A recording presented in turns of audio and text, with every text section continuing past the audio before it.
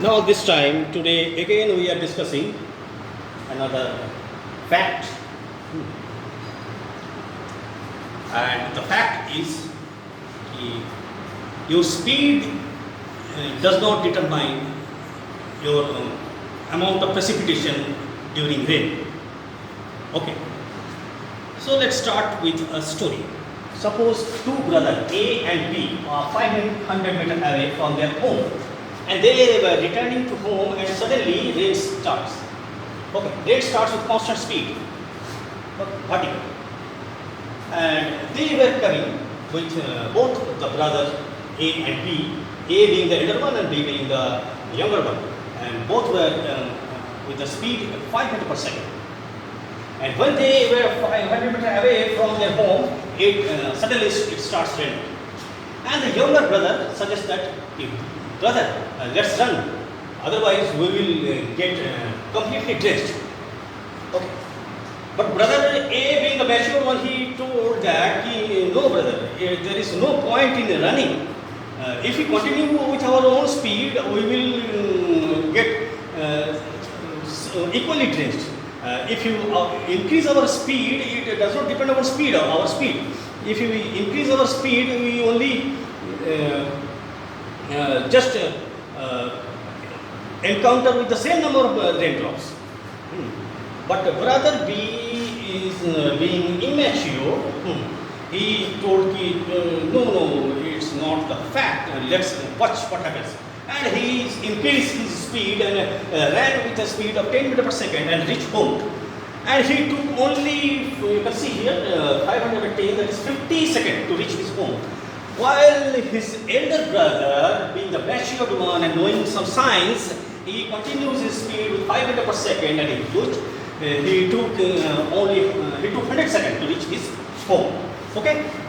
And let's see, when both of them when brother A reached home, brother B was waiting for his brother to see the fact which his elder brother told a few minutes earlier, how much he is drenched, and he was surprised to see that his elder brother is equally precipitated, equally drenched in the rain.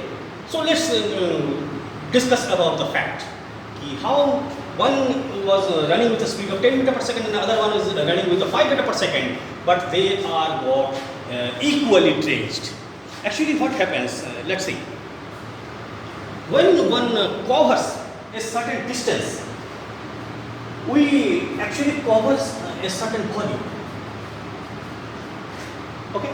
And if it rains constantly, that much volume must have some raindrops, and that raindrops is constant. That number of raindrops is constant. Suppose a man is moving from here to here. Okay?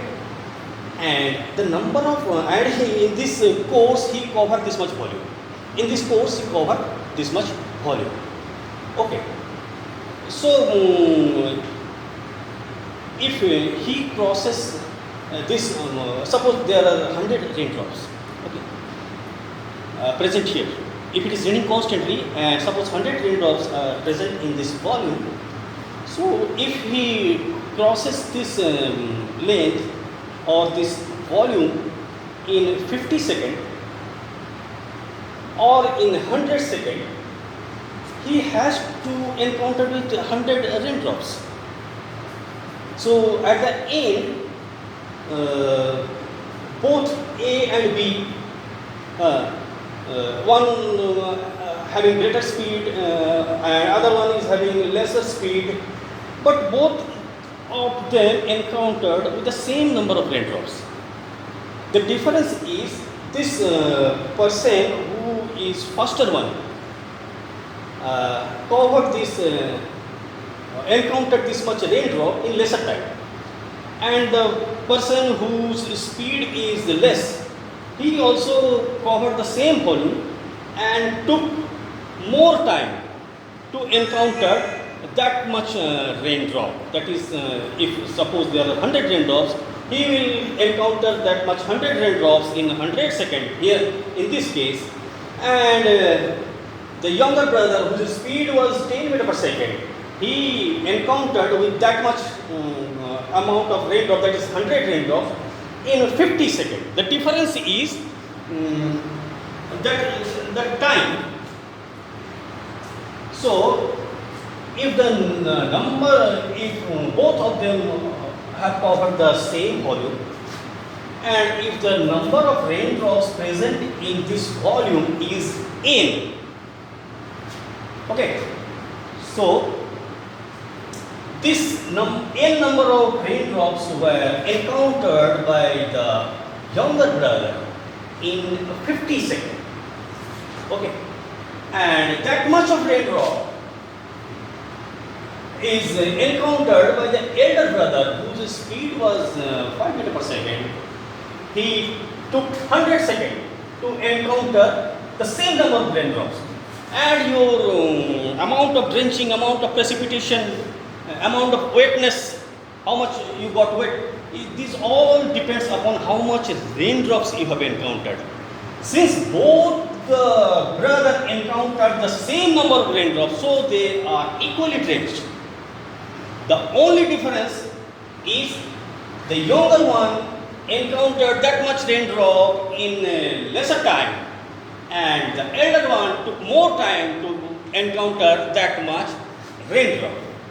And this is the reason your speed does not determine how much you will get drenched in a rain when you move from one point to another point.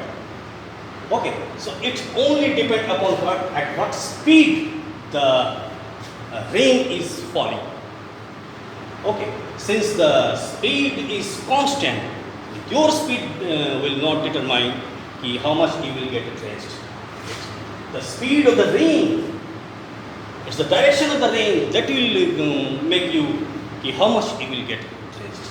Okay, so this was the reason why both were get equally drenched, and it is our misconception. Whenever there is a rain, we start running towards our goal. We run towards a safer place. But the fact is, if you whatever be your speed, if the speed of the rain is constant, then you will. There is no matter how much speed you have to reach your goal. Okay, so if you reach fast towards a shelter, it does not determine you will get less drenched. And if your friend who is not as fast as you are, and he will get more drenched, this is not the fact. But whenever we are facing rain in a midway, we start finding a shelter and we rush towards our shelter. But that is a myth. Okay, so your speed does not determine how much you will get drenched. Okay, it's the speed of the rain that determines how much you will get drenched. Okay, so for today, this much only.